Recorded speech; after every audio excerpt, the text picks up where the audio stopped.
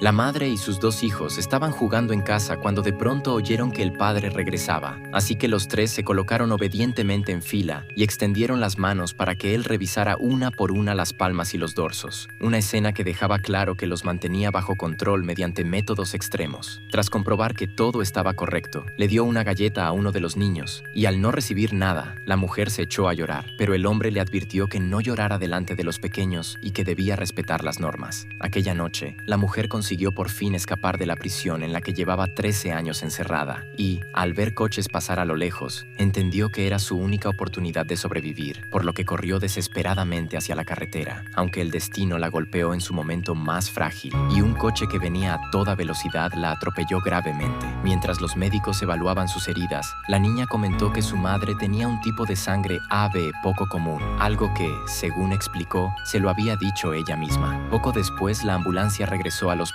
y el personal médico se apresuró a llevar a la mujer a quirófano. Al cabo de un rato apareció la enfermera Lucy y la reacción instintiva de la niña fue volver a extender las manos para que se las revisaran, momento en el que Lucy supo que la niña se llamaba Hannah y que su madre se llamaba Lena. Como el conductor había huido tras el atropello, Lucy empezó a preguntarle si sabía qué había ocurrido, sin imaginar que Hannah afirmaría que el conductor no tenía la culpa, ya que, según su relato, después del accidente se había quedado cuidando de su madre y solo se marchó justo antes de que llegara la ambulancia, y que no lo culpaba porque su madre solía equivocarse, era torpe y cometía errores con frecuencia, por lo que no debía responsabilizarse al conductor. Hannah añadió que en casa su madre a menudo infringía las normas, que a veces se mareaba y se golpeaba con los muebles, y que ella tenía miedo de que incluso pudiera caerse al ir al baño, por lo que solía acompañarla. Lucy pensó que Lena podía ser alcohólica y preguntó si su madre bebía mucho, pero Hannah respondió que solo bebía agua. Al principio, Lucy creyó que la niña decía disparates, hasta que lo que contó a continuación cambió por completo su juicio, cuando explicó que su madre había intentado provocar un accidente para matar a su padre. Tras decirlo, se mordió el labio y empezó a temblar sin control. Consciente de la gravedad de la situación, Lucy avisó de inmediato a la policía y poco después llegó una detective para escuchar su relato. Hannah se negó a revelar la dirección de su casa, alegando que era una norma familiar y un secreto, por lo que la detective ordenó a sus agentes volver al lugar del accidente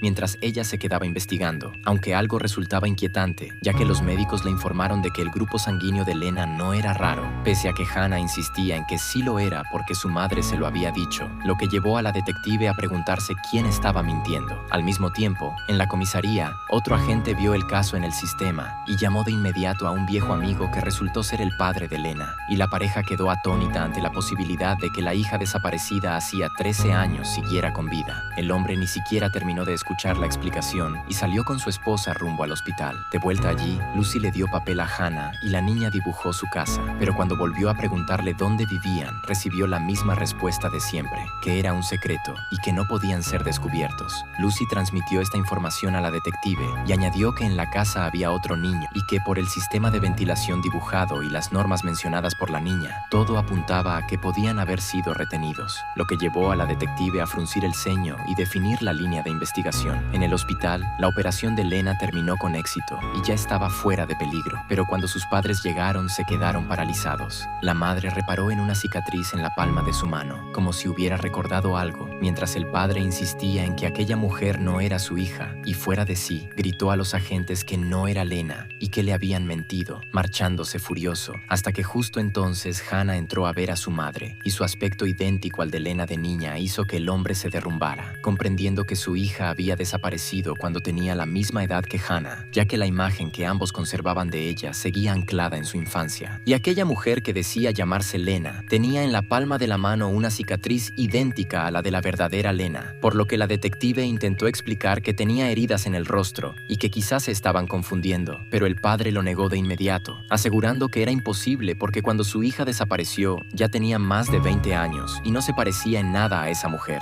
Sin más opciones, la detective solo pudo pedirles que esperaran el resultado de la prueba de ADN y, antes de marcharse, preguntó de manera casual por el grupo sanguíneo de Lena, a lo que la madre respondió con total seguridad que era un raro AB, una afirmación que hizo saltar todas las alarmas, ya que anteriormente Hannah había dicho a los médicos que su madre tenía un tipo de sangre poco común y que se lo había contado ella misma, pero durante la cirugía se había comprobado que la mujer tenía un grupo totalmente normal, con el grupo sanguíneo sin coincidir y el aspecto supuesto tampoco. La pregunta era inevitable. ¿Quién era realmente esa mujer y por qué tenía en la mano una cicatriz exactamente igual a la de Lena? La detective contactó entonces con el policía que 13 años atrás había llevado el caso de la desaparición, un antiguo vecino que la había visto crecer y que nunca superó que, pese a movilizar a 2000 personas en la búsqueda, Lena se desvaneciera sin dejar rastro. Tras hablarlo, decidieron dividirse, él quedándose en el hospital para profundizar en las pistas y ella regresando al lugar del atropello. El agente se coló discretamente en la habitación y observó con atención la cicatriz de la palma cuando, de pronto, la mujer despertó sobresaltada y su agitación activó la alarma, obligando a los médicos a intervenir, mientras en su mente resonaban una y otra vez las amenazas de un hombre advirtiéndole de que, si rompía las reglas, la mataría. Al recuperar parcialmente la conciencia, alcanzó a ver al padre de Lena junto a la cama diciendo que cuidaría de Hannah, y al mismo tiempo, el agente llamó a la detective para informarle de que aquella marca no parecía una cicatriz de la infancia, sino algo reciente, confirmando que la mujer mentía y que alguien le había hecho deliberadamente una señal similar en la mano. Por otro lado, Hannah contó a la enfermera Lucy que conocía al padre de Lena porque era su abuelo y que lo había visto una vez durante un viaje secreto con su madre, el único que habían hecho y que no podían contar, y los psicólogos concluyeron que la niña no mentía, sino que mezclaba recuerdos y sensaciones,